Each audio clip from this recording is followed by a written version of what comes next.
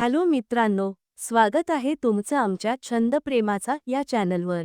मित्रांनो, या कथेत माझं नाव काजल आहे आणि मी सध्या BTC करत आहे. मी प्राथमिक शाळेत शिक्षक होण्यासाठी परीक्षा देखील दिली आहे. आमच्या घरी एकूण 4 जण राहतो, मी, माझा भाऊ आणि माझे आई, बाबा. माझं वय सध्या 25 वर्ष आहे. मी नेहमी माझ्या शरीराची काळजी घेते आणि रोज सकाळी व्यायाम करते, ज्यामुळे मी फिट राहते. माझ्या भावाचं वय 20 वर्ष आहे.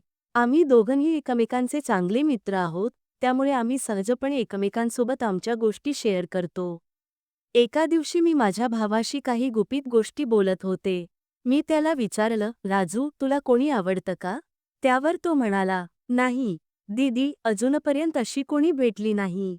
पण तुमच्यासारखी कोणी भेटली तर नक्की प्रयत्न करीन. एवढ्यात आई तिथे आली आणि राजूला काही कामासाठी बाहेर घेऊन गेली. माझ्या भावाच्या तोंडून तुमच्यासारखी ही गोष्ट ऐकून माझे होश उडाले. मी फक्त त्याच्याबद्दल विचार करत होते. हे विचार करत करत कधी झोप लागली, मला समजलंच नाही. मग जेव्हा मी उठले तेव्हा पाहिलं की घरी कोणीच नव्हतं. बहुतेक आई आणि राजू अजूनपर्यंत परतले नव्हते. त्यानंतर मी बाथरूममध्ये जाऊन अंघोळ करत होते. तेव्हा राजू भाऊ मार्केटमधून परत आला, तेव्हा मी त्याच्याकडे जाऊन त्याच्याशी बोलायला लागले. थोड्या वेळाने तो आपल्या शाळेत गेला आणि मीही माझ्या कॉलेजला निघाले. कॉलेजमध्ये पोहोचल्यावर सुद्धा माझ्या डोक्यात फक्त राजूच चालू होता. कारण आजपर्यंत कुणीही माझ्याशी तसं बोललं नव्हतं. तेवढ्यात माझी मैत्रीण रिया माझ्या जवळ आली आणि म्हणाली, अगं काजल, काय विचार करतेयस? मी तिला उत्तर दिलं, नाही ग रिया, मी काही विचार करत नव्हते. मग मी तिला विचारलं, रिया, सांग ना, काही उपाय आहे का पैसे कमवायचा?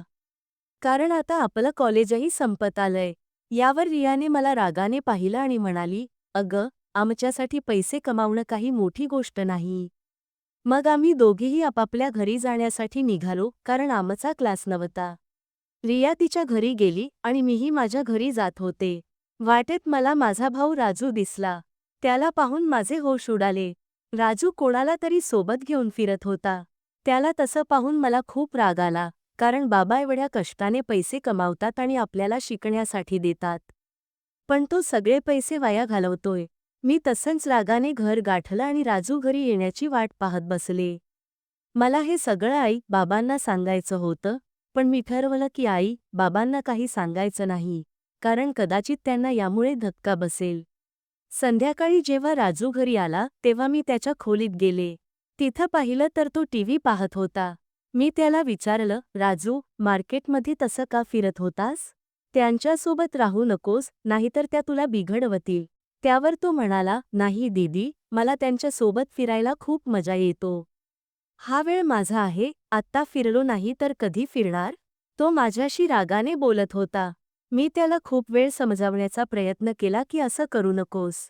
पण तो काही ऐकायला तयार नव्हता. खूप प्रयत्न केल्यानंतर शेवटी त्याने म्हटलं, ठीक आहे, त्यांच्यासोबत फिरणं सोडतो, पण माझी एक अट आहे. मी विचारलं, काय अट आहे तुझी? सांग. त्यावर तो लगेच म्हणाला, जसा मी त्यांच्या सोबत फिरतो, तसंच आता तू माझ्यासोबत फिरायला हवं आणि माझ्या सगळ्या गरजा पूर्ण करायच्या आहेत. मी त्याला म्हटलं, नाही, हे शक्य नाही. मी का तुझ्यासोबत फिरू? यावर तो म्हणाला, मग ठीक आहे, मला समजवू नकोस. मी जे काही करतोय, त्यावर तू काही बोलू नकोस. तेव्हा मी म्हटलं, ठीक आहे, संध्याकाळी विचार करून तुला उत्तर देते. इतकं बोलून मी त्याच्या खोलीतून बाहेर पडले आणि माझ्या खोलीत येऊन विचार करू लागले. आता मला पूर्णपणे कळून चुकलं होतं की माझा भाऊ नेमकं काय म्हणतोय. त्याच्या बोलण्यातून स्पष्ट झालं की विचार करत करत माझ्या टेन्शनचं प्रमाण खूप वाढलं होतं. मी कधीच असं अपेक्षित केलं नव्हतं की माझा भाऊ असं काही विचार करू शकतो. मला नेहमी वाटायचं की माझा भाऊ खूपच साधा, सरळ आहे आणि भविष्यात तो घरच्यांचा आधार बनेल. तो चांगलं शिक्षण घेऊन चांगलं कमावेल आणि घरच्यांना आधार देईल. पण आता त्याच्या वागणुकीवरून असं दिसत होतं की तो चुकीच्या मार्गावर चालू लागला आहे. या सगळ्या गोष्टी विचारून माझ्या मनात ही भावना निर्माण झाली की माझा भाऊ फक्त स्वतःचीच नव्हे तर घरच्यांची आणि माझीही जिंदगी बिघडवण्याच्या मार्गावर आहे. हे सगळं विचार करून माझ्या हृदयाचा ठोका एवढा वाढला की जर कोणी माझ्या जवळ उभं असतं, तर त्यालाही स्पष्टपणे ऐकायला आलं असतं. मग मला काही दिवसांपूर्वीची एक घटना आठवली, ज्यावेळी तो मला पाहत होता. त्यावेळीच मला संशय आला होता. आता मात्र मी पूर्णपणे समजून चुकले होते की तो काय करायला बघतोय. हे समजूनही माझ्यासमोर खूप मोठी समस्या होती. जर मी त्याच्या अटींना नकार दिला तर तो त्या चुकीच्या लोकांच्या संगतीत बुडून जाईल आणि त्याचं शिक्षणसुद्धा बिघडेल. पण त्याला नवऱ्या बायकोसारखं राहायला होकार देणंही माझ्यासाठी शक्य नव्हतं. कारण तो माझा भाऊ आहे. मग अचानक माझ्या मनात एक विचार आला की ही गोष्ट जर घरातच राहिली तर कदाचित सगळं सुरळीत होईल. घरच्यांचं आयुष्यही बिघडणार नाही आणि माझा भाऊही सुधारेल. हाच विचार करत करत मी झोपले. जेव्हा मी सकाळी उठले तेव्हा मी राजूच्या खोलीत गेले. सुरुवातीला मी त्याला खूप समजावण्याचा प्रयत्न केला, पण तो माझं एकही म्हणणं ऐकायला तयार नव्हता. मग मी त्याला सांगितलं, "ठीक आहे, राजू, मला तुझी अट मान्य आहे. पण आधी आपण शॉपिंगला जाऊ." मी त्याला सांगितलं, "ही गोष्ट बाहेर कुणालाही कळता कामा नये आणि आजपासून तू कोणासोबतही दिसायला नकोस." यावर तो म्हणाला, "ठीक आहे, आजपासून तू म्हणशील तसं मी करेन." त्याच्याशी बोलल्यानंतर मी त्या लोकांकडे गेले ज्यांच्यासोबत तो फिरत होता. मी त्यांना नीट समजावलं आणि घरी परत आले. नंतर मी मम्मीच्या जवळ गेले आणि नाश्ता बनवायला लागले, कारण आज रविवार होता आणि आम्हाला कुठेही जायचं नव्हतं. मग आम्ही पप्पा, राजू आणि मी मिळून नाश्ता केला. त्यानंतर मी आणि राजू शॉपिंगसाठी बाहेर पडलो. मार्केटमध्ये गेल्यावर राजूनं मला कपडे घेतले आणि स्वतःसाठीही घेतले. त्याचबरोबर मी मम्मीसाठी एक साडीही खरेदी केली. शॉपिंग झाल्यानंतर आम्ही एका रेस्टॉरंटमध्ये गेलो आणि तिथं जेवण करून घरी परतलो. संध्याकाळ होताच माझा भाऊ राजू माझ्याजवळ आला आणि म्हणाला, "चल, आता माझी अट पूर्ण कर."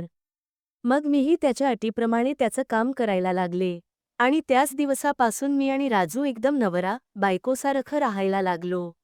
मी त्याचं अगदी नवऱ्यासारखं लक्ष ठेवायला लागले आणि तोही माझा पत्नीप्रमाणे काळजी घ्यायला लागला. त्यानंतर आमच्या आयुष्यात जे काही व्हायचं होतं ते झालं. माझा भाऊ खूप खुश होता आणि मला सुद्धा खूप आनंद मिळाला. आता माझा भाऊ खूप सुधारला आहे. तो कुणासोबतही फिरत नाही, फक्त अभ्यास करतो आणि घरी येऊन माझ्यासोबत अगदी नवरा बायकोसारखा राहतो. आम्ही या प्रकारे आनंदाने एकत्र राहू लागलो. मला हे सगळं करण्याची मजबुरी होती, कारण माझ्या भावाला असं समजावणं आवश्यक होतं. पण यात मला काही तोटा वाटला नाही, कारण जर मी त्याची काळजी घेतली नाही, तर दुसरं कोण घेणार? सुमारे 5 महिन्यांनंतर मला शाळेत शिक्षक म्हणून जॉइनिंग लेटर मिळालं आणि मी माझ्या कामावर जायला लागले. आता आमचं कुटुंबही व्यवस्थित चालायला लागलं होतं. आमच्या घरी सगळे खूप खुश होते आणि माझा भाऊ राजूही आपल्या आयुष्यात काहीतरी चांगलं करण्याच्या मार्गावर होता. जर त्या दिवशी मी त्याला समजावलं नसतं, तर तो चुकीच्या संगतीचा शिकार झाला असता आणि स्वतःसोबतच कुटुंबाचं आयुष्यही खराब करून टाकलं असतं. या प्रकारे मी आणि माझ्या भावाने नवरा बायकोसारखं राहून आमचं घर वाचवलं. पुढचं तुम्ही समजू शकता. तर मित्रांनो, जर ही कथा तुम्हाला आवडली असेल तर व्हिडिओला लाईक करा आणि चॅनेलला सबस्क्राईब करा. पुढच्या व्हिडिओमध्ये भेटूया. तोपर्यंत लव्ह यू आणि टेक केअर. धन्यवाद मित्रांनो.